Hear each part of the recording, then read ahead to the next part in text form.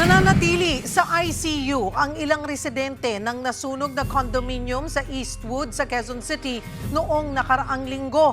Magbabalita si Mon Gualvez. Mon, ano na ang kalagayan ng mga residenteng naiulat na nasa ICU matapos nga o nadala sa ICU matapos itong naging sunog sa condominium sa Eastwood? Tama ka dyan, Cheryl, no? Actually, kalalabas lang natin dito sa isang pribadong ospital sa Pasig kung saan naka-confine at nasa ICU pa rin ang hindi bababa sa 5 pasyente na pawang mga naninirahan dito sa isang condominium sa may Libis, Quezon City. At ang sinasabi nga nila at talaga nakakagulat dahil nga it's been more than a week, no, mula nang mangyari itong sunog sa naturang condominium in which karamihan sa mga talagang na-confine at napunta sa ICU dahil hindi lang mismong hirap sa paghinga ang kanilang naranasan. Talagang halos nasunog na nga raw yung baga ng ilan dahil sa chemicals na kanilang nalanghap. Dahil ang kwento ng ilan sa mga kaanak ng mga pasyenteng nandito pa nga rin sa ospital, tiniis no yung ilang oras na nasa unit. Wala kasi talagang apoy na nakita ang mga tenants, ang mga naninirahan dito sa naturang kondo, kundi usok. Makapal at maitim na usok ang talagang bubungad sa kanila nung kanilang buksan na yung mga unit ng condominium. At nung pinilit nilang maglakad sa mga hallway, talagang no choice kundi malanghap at talagang maabsorb na technically yung makapal na usok na iyon. Initially, ang sinasabi sa atin, no, last week tayo rin kasi nag-cover dito nung sa condominium, galing daw sa basura yung apoy na nangyari na nagdulot nga ng makapal na usok at kaya ganun ka itim yung usok ay dahil nga raw ang tawag dito galing sa basura, no, rubbish fire yung kanilang sinabi ng BFP according to their initial investigation, Cheryl. Ano daw yung resulta ng final investigation? Nung ating tinawagan ang Bureau of Fire Protection, patuloy pa rin daw ang kanilang investigasyon dito sa naturang insidente. Pero one thing is for sure, talagang nanggaling nga ito sa mismong garbage chute o yung daanan ng basura ng naturang condominium building. At doon nagsimula yung apoy na nagdulot ng makapal na usok dito sa mga unit, mga tenant owners, no? At ang pinaka-concern talaga nila ngayon dito, Cheryl, it's been 9 days at yung mga nasa ICU talagang hindi bababa sa 2 million halos na yung gastos nila dito sa hospital. Ang problema, wala talaga ding enough na tumutulong sa kanila, even the management ng condominium. At the same time, may nag-reach out pero sobrang kakarampot lang ang kanilang ini-offer sa families at may mga pinapapirmahan pa daw kaya talagang nananawagan ng tulong ang mga biktima at mga kaanak nito. Lalong-lalo na una hindi nila malaman kung ano ba talagang pinaka nangyari dahil yung inaasahan daw nilang safe na at secured na binili nila at inuupahan na unit sa condominium mauuwi sa ganitong sitwasyon na kinailangan pa nilang ma-ospital dahil sa usok na kanilang nalanghap. Kahit daw aksidente ang nangyari, sana raw tulungan man lang sila at sana raw may managot sa naturang insidente. Cheryl. So, Mon, you said nananatili ang 5 pasyente sa ICU. 'Di ba? Kasi noong nakita natin, walang nasunog na unit. Walang naapektuhan na unit. So, akala natin it was just, a minor incident na sunog. So, umabot sa 5 pasyente ang nananatili ngayon. Pero, so you're saying na mas marami pang na ICU dito sa 5 pasyente at mas marami rin ang na-ospital? Yes, Cheryl, sobrang dami, no? Yung na-ICU, actually more than 10 ang bilang ng mga kaanak na nakausap namin. Luckily, nailabas na yung 5 dito, kaya pero nasa hospital pa rin, naka-confine.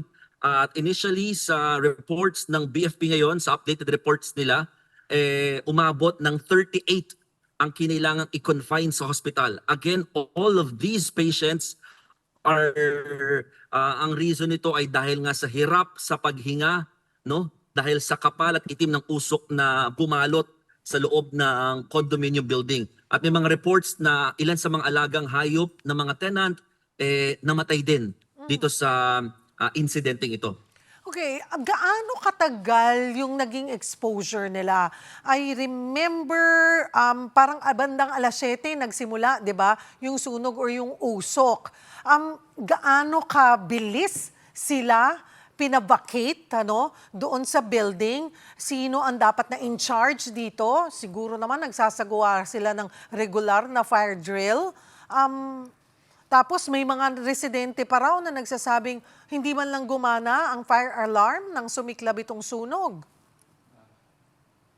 Yes, Cheryl, isa-isahin natin yan, no? Talaga tama naman yung mga sinabi mo. At ito rin yung mga panawagan at talagang reklamo ng marami sa mga residente ng naturang condominium building, no? Una, ang sinasabi nila, umabot ng 5 hanggang 6 na oras bago sila tuluyang nakababa ng kanilang mga units.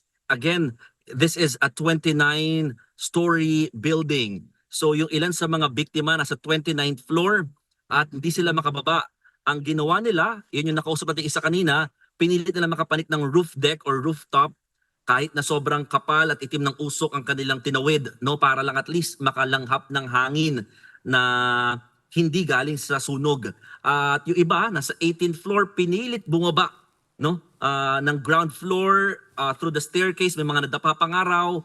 So para lang hindi sila ma-expose. Kasi nga nasa loob lang sila ng mga unit, pero pumapasok sa mismong unit yung usok Usok, na oo. nanggaling naman doon sa garbage chute o tapunan nila ng basura sa condominium.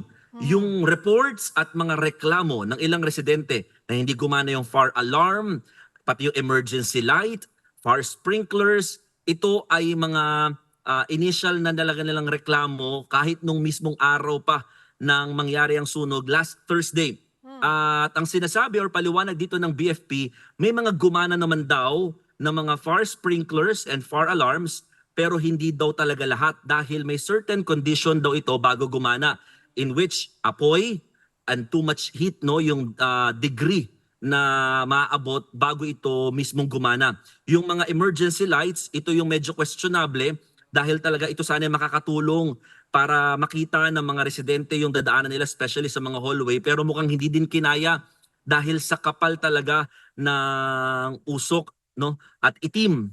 So these are the things na iniimbestigahan din ng BFP kung merong pagkukulang yung condominium building and the management dahil ang sinasabi naman, ini-inspection naman do ito yung mga fire safety measures at mukhang kumbaga pasado every year. So, yun yung gusto malaman kung ano nangyari with this one na nagdulot ng ganitong klaseng insidente. Pero may nakuha bang CCTV footage din o iba pang video na talagang nagpapakita ng totoong nangyari?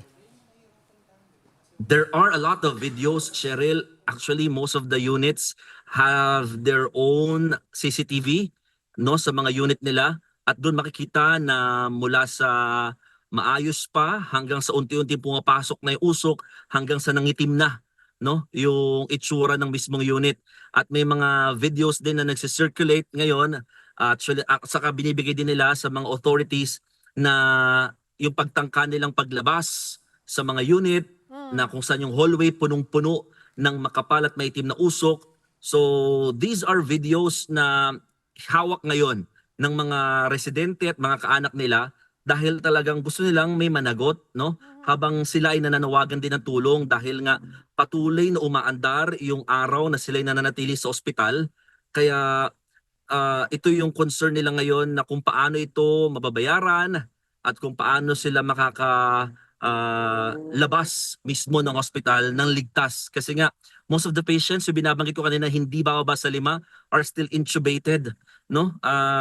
Sa ICU, kaya talagang grabe yung hirap ng mga kaanak na nandito pa rin sa naturang hospital, Cheryl. So ano ang plano ng pamilya nitong mga naapektuhan? Well, lahat sila apektado. Kasi Mon, kung 7:00 nakita na, alas 7 ba nakita yung usok dun sa pinakatuktok ng Yes, building? Kasi before if it's 7. before 7 a.m. So nagkakaroon na talaga, may sunog na before that. Kasi ang layo, di ba? Magta-travel pa yung usok pataas. So siguro baka abutin pa ng, I don't know, 30 minutes or more bago makarating yung usok at bago nila ma-realize lahat na may nangyayari ng sunog doon. So, kailan matatapos itong investigasyon at sino ang mananagot? Sino ang pwedeng mapanagot dito sa ganitong kapabayaan? Tama ka, Cheryl. Those are the questions na talagang ang makakasagot ay Bureau of Fire Protection ngayon. At the same time, talagang yun ang hinahanap nga dito, no, kung sino mananagot. Pero definitely, the management of the building is one na sinasabi din naman ng mga authorities para nga makita kung ano ba talaga yung mga pagkukulang na nangyari. Ang problema kasi ngayon, Cheryl, maidagdag ko lang din, hanggang ngayon, displaced ang lahat ng mga residente ng naturang condominium building. Hindi pa sila pinapapayagang bumalik dito dahil nga bukod sa may mga residue pa ng naturang makapal na usok, hindi pa daw safe technically, no? So, yun yung isa pang concern ng mga, well, nakababa pero walang malipatan, walang matirhan Ano, dahil nga sa insidente at wala rin naman may offer sa kanila na alternative na pwede nilang pagstayan. So, kanya-kanyang diskarte ang ginagawa ng mga tenant and unit owners ng naturang condominium building. naalala ko mon, walang humarap na admin sa media noon. Ngayon ba man lang, meron man lang silang official statement, may nakakausap man lang ba about this? Wala pa rin. Still, we're trying our best to get their side dito sa nangyari. Mula noong Webes, at nung time na nag-try ulit tayo, wala pa rin sumasagot. And even the residents and tenants dito sa condominium building, sila na sana yung hinihinga namin ng tulong how to reach yung mga admin at mismong nagmamay-ari or nag-handle ng operations ng condominium pero wala pa. Pero we will still try para at least maging patas at kung ano ba ang kanilang sagot sa nangyaring ito dahil ang isa sa mga malabo pa ngayon yung mga residente hindi alam kung ano ba talagang pinaka nangyari at kung anong tulong ang pinaka matatanggap nila mula sa administration. Anong balak ng mga residente, ng mga unit owners, or basta yung mga lahat ng naapektuhan dyan? Are they planning, although may mga, yung mga nakausap mo, nasa mga ospital pa kasi yung mga kaanak nila, no? So baka hindi pa sila masyado nakakapag-isip o nakakapag-usap silang mga kapwang magkakapit bahay dyan na are they gonna file a case against the management or the admin? Hihingi ba sila ng tulong para mas mabilis ang maging aksyon mula sa local government? Quezon City, di ba? Eastwood, Quezon City yan. Yes, yes. Oo, Quezon City. Actually, that's an option daw, Cheryl, nung tinanong ko sa kanila kung anong next action nila, anong next step nila rather. Ang sabi nila, yung filing case sa management or sa admin is one of their option. Pero ngayon, ang pinaka-focus nila is matulungan daw sana sila in terms of financial dahil hindi talaga biro yung gastos na inaabot na nila ngayon sa mga ospital. At yung damages in terms of lahat kasi ng units talagang balot ng itim na usok or mga residue nga nito, no? Kaya sobrang damage talaga lahat halos ng units dito sa 29-story condominium building. So ngayon, walang pinapapasok na residente, kahit malang i-check or magkusa na sila nagkanya-kanyang maglinis, wala. Naka-cordon. Merong mga pinapapasok, Cheryl, pero para kumuha lamang sandali ng ilang gamit kung sakasakali. Pero yung magstay at maglinis, hindi pa pinapayagan. Ang management, may mga videos tayo nakita na unti-unting nililinis na yung ilang parts, pero hindi pa talaga lahat. Okay. All right. Maraming salamat for the update, Mon Gualvez.